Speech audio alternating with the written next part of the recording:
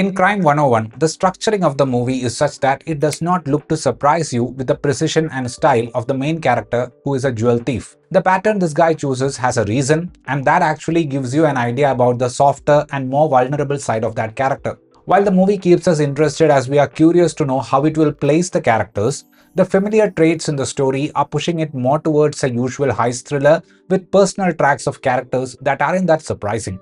Seeing things from a panicking hero gives the film a certain level of freshness. However, Bart Layton's movie is going on a predictable trajectory. Mike is a jewel thief whose modus operandi is snatching the jewels when they are transported, and he also chooses locations near the US Highway 101 so that he can escape without causing any casualties. This no casualty, quick robbery plan of Mike faced a challenge when something slightly went wrong in one of his thefts.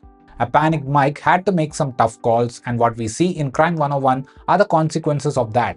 Layton, who wrote this movie, is trying to make it more about the multiple characters in the story. Everyone here is a victim. Mike is someone who has seen the darker side of poverty. The detective who managed to crack Mike's pattern is always getting dismissed in his department, and the insurance broker Sharon is facing sexist treatment in her workspace.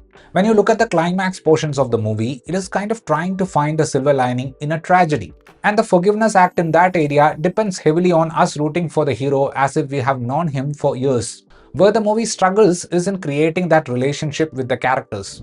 The movie plays around the subdued sadness that is there beneath the seemingly flashy lifestyle of people who are alone. Crime 101 wants to tap into that area, and the movie creates subplots for each character that show us how life has been unkind to them. However, the writing of these subplots makes use of familiar tropes. Maya bumping into Mike feels like a forced romantic track. The scene that leads to Detective Lou Lubesnik's suspension has this obvious intention of making him do the investigation in private. The gender-based sidelining Sharon faces also has an arc that you can sort of see from a distance. Because of this usualness in their stories, even though you feel bad for them, you do not feel a sense of emotional relief at the end of the movie. The cinematography assigns a different style to each character, and there is this use of a door-mounted camera setup to emphasize the panic of the hero. Chris Hemsworth, as the main man Mike, is doing a role where we are seeing less of the swagger stuff. Almost from the beginning, we are seeing how careful and tense he is before each mission. The writing doesn't want to give us many details about this character, and the effort is to give those details through the silences of this character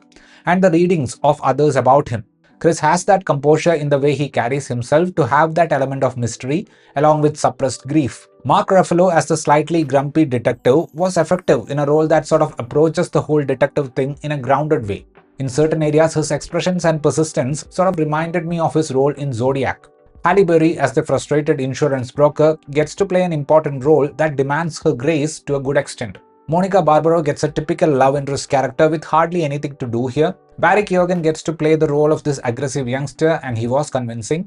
The character-driven approach to a heist drama is definitely making us interested in how they will land this movie. While the developments are keeping us engaged in the film, after a certain point, the writing starts to borrow from all the existing templates. I thought a bit more emphasis on getting to know characters would have given the emotional settlement that happens in the end a little more depth. On the whole, Crime 101 is a watchable movie with familiar components and a slightly different approach. That was my review of this movie. If you enjoyed watching this video, please give a like, and for more such content, please consider subscribing to this channel. Thank you.